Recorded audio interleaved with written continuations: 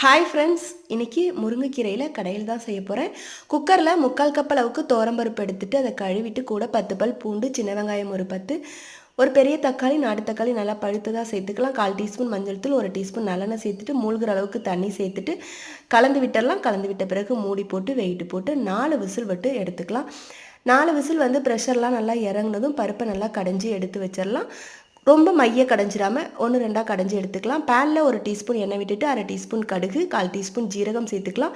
வரமிளகாய் 4 மிளகாயை கிள்ளி சேர்த்துட்டு சுத்தம் பண்ணி வச்சுருந்த முருங்கைக்கீரையை சேர்த்து நல்லா வதக்கிடணும். வதக்கின பிறகு நம்ம கடைஞ்சி வச்சுருந்த பருப்பை சேர்த்து கலந்து விட்டுட்டு கடையிலுக்கு தேவையான அளவு கல்லுப்பு சேர்த்து கலந்து விட வேண்டியதான். ஒரு 2-3 நிமிஷம் கழித்து ஸ்டவ் ஆஃப் பண்ணிட வேண்டியதான். ரொம்பவே சூப்பரான முருங்கைக்கீரை கடையில் ரெடி ஆகிடும்.